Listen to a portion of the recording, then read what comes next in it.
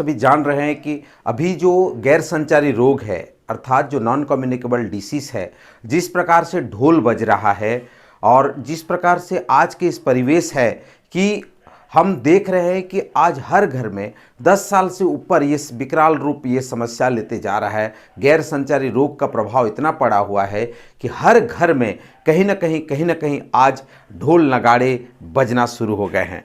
मैं क्यों कह रहा हूँ ऐसा, इसको आज हम जानेंगे। और आपको बता दूं, अगर ढोल बज रहा है तो आपको क्या करना चाहिए।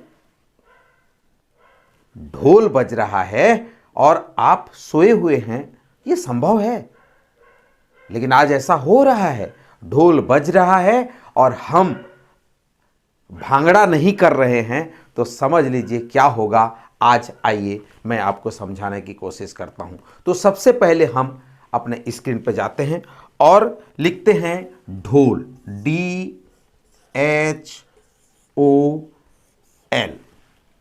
ढोल को हम समझेंगे कि ढोल का मतलब क्या है। आज के परिवेश में आप और हम अगर ये नहीं जाने कि ढोल क्या कह रहा है, ढोल के रिदम जो वाद्य यंत्र है वो क्या कह रहा है, ये अगर हम नहीं समझ पाए तो ये कहीं ना कहीं हमारी मूर्खता होगी और हमारे लिए यह एक बहुत बड़ी पीड़ा और कष्टदायक होगा।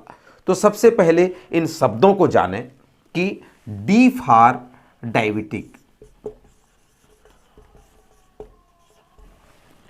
D for diabetic, diabetic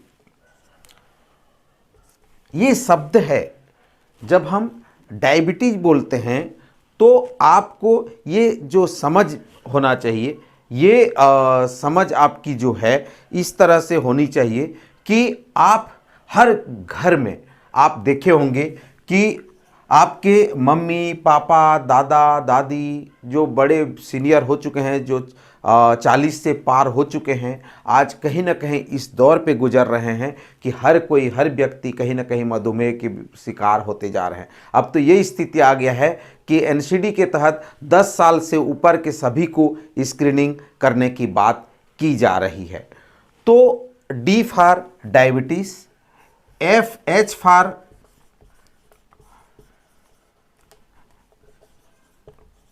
hypertension, उच्च रक्तचाप एक विकराल रूप में हो गया। जो बीपी की शिकायत है घर घर में आपको देखने को मिलेगा। सही है ना, गलत तो नहीं बोल रहा हूं, सही है। O for obesity, O for obesity जो आपकी मोटापा है, जो आज के पेट का जो साइज है, ये आज इस तरह से हो गया है कि घर घर में मोटापा के शिकार आपको देखने को मिल जाएंगे। एल फॉर लिपिड इनबैलेंस,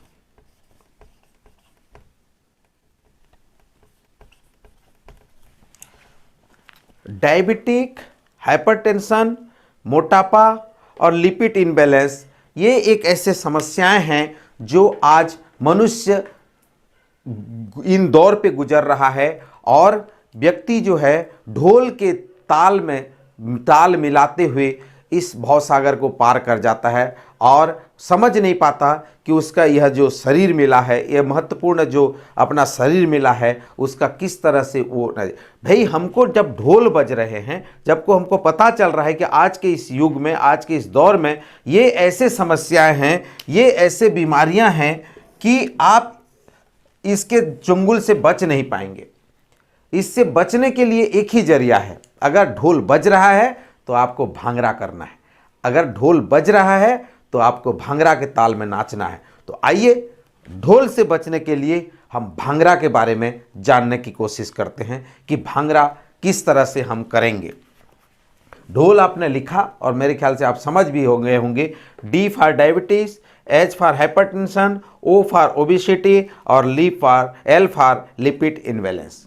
तो आइए इससे पार पाने के लिए, इससे बचने के लिए हम क्या कर सकते हैं, कैसे हम भांगड़ा करेंगे।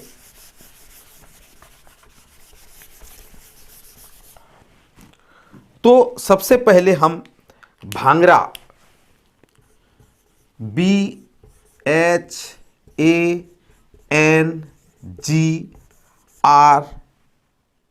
ई, भांगरा। ठीक है, हम इसको हम देखते हैं।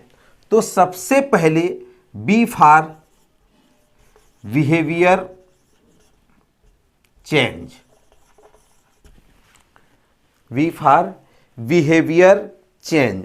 आपका जो बिहेवियर है वो एक क्रूशियल रोल यहां पे अदा करता है।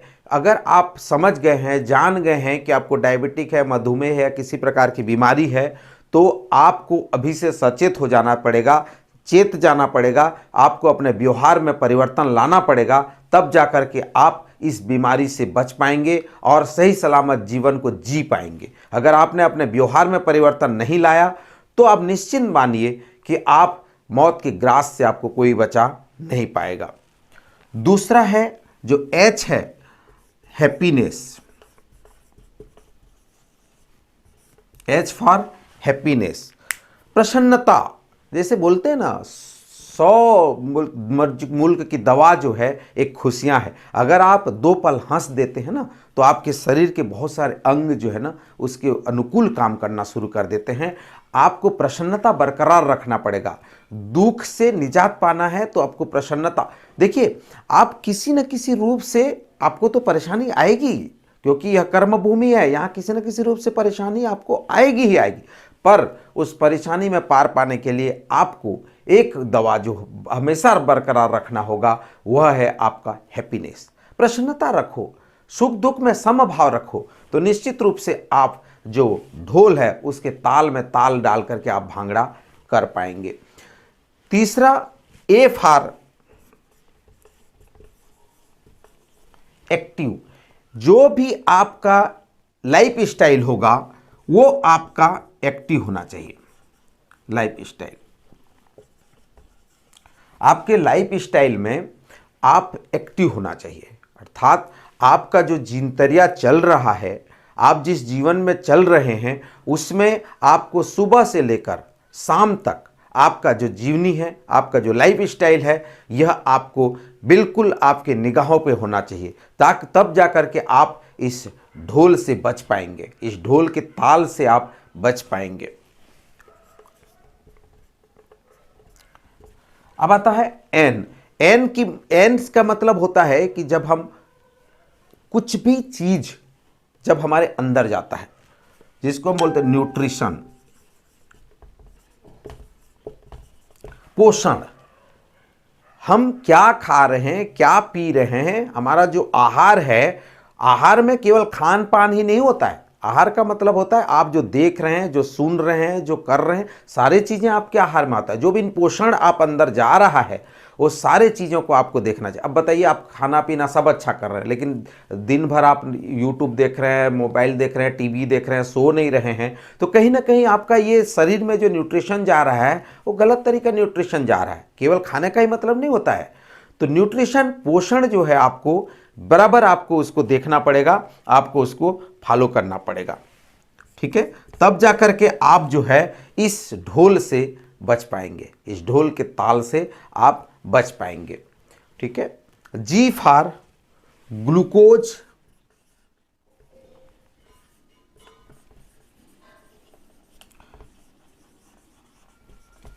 ग्लूकोज को रिड्यूस करना है, कंट्रोल करना है। रिड्यूस का वर्ड ठीक नहीं है, ग्लूकोज को हमको कंट्रोल करना है, कंट्रोल करना है। ग्लूकोज को कंट्रोल करके रखना होगा, तब जाकर के हम इस ढोल के ताल से बच पाएंगे। ठीक है, ग्लूकोज की मात्रा बढ़ जाती है तो फिर आपका जो है, आपका जो शुगर है, जो डायबिटिक का शिकायत जो है, ये सब चीज़ें उसी से ग्लूकोज भी आपको इसको आपको ध्यान में रखने की ज़रूरत होगी, तब जा कर के आप जो है इस ढोल से बच पाएंगे। ठीक है, अब उसके बाद आ जाता है आर। आर का मतलब होता है रिस्क रिडक्शन, रिड्यूस कर दी। रिस्क को हमको रिडक्शन करना चाहिए, रिस्क हमको रिड्यूस करना चाहिए, क्योंकि जितना ज़्यादा रिस्क लोगे, जितना ज़्यादा आप रिस्क, भाई कर्जे उधार ले लिए, बहुत सारे लोन ले लिए और बाद में पटा नहीं पा रहे हैं और परेशान हो रहे हैं, शारीरिक, मानसिक, आध्यात्मिक, भौतिक, नैतिक सभी दृष्टिकोण से आप परेशान हो रहे हैं, तो क्या मतलब उसका?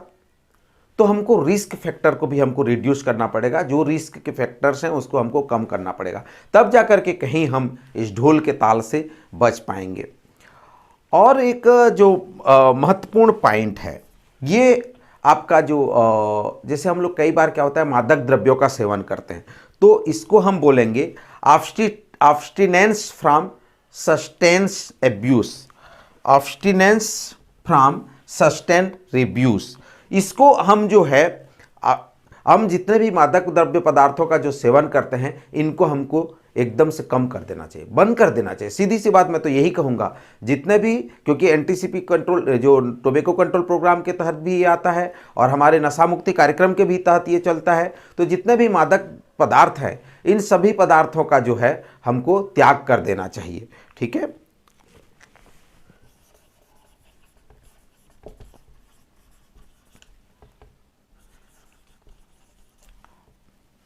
abstinence sustains abuse, abstinence from, ऐसे लिख देता हूं मैं, abstinence फ्रॉम सस्टेंस एब्यूज। ठीक है, मादक द्रव्य पदार्थों का हमको त्याग कर देना चाहिए। तो ये सभी पॉइंट हैं। तो मैंने आपको ढोल बजाने के बाद, तो ढोल तो बज ही रहे हैं, पर आपका और मेरा, हम लोगों का ये दायित्व होता है कि इसमें हमको सबको मिल करके ये भांगड़ा को करना पड़ेगा। आइए सब मिल करके एक बार इस भांगड़ा को याद कर लें, समझ लें, जान लें और निश्चित रूप से अपने जीवन में और अपने परिवार में, अपने आसपास में इसको लागू करें। तो निश्चित रूप से हम ढोल से, DHOL, इससे हम जीत जाएंगे, इससे हम जीत जाएंगे और बेहतर लाइफ जिएंगे। तो आप सभी को आज मैं आप इतना ही कहूँगा कि ढोल को बजने दीजिए। अगर बज रहा है तो कोई प्रॉब्लम नहीं, बजने दीजिए। अगर कोई प्रॉब्लम आ ही गया तो इसका कोई निराकरण नहीं, वो प्रॉब्लम आ गया है, अब ढोल बज रहा है तो हमको भांगड़े की तैयारी करनी है, हमको भांगड़ा करना पड़ेगा। तो आप सभी का बहुत बहुत धन्यवाद।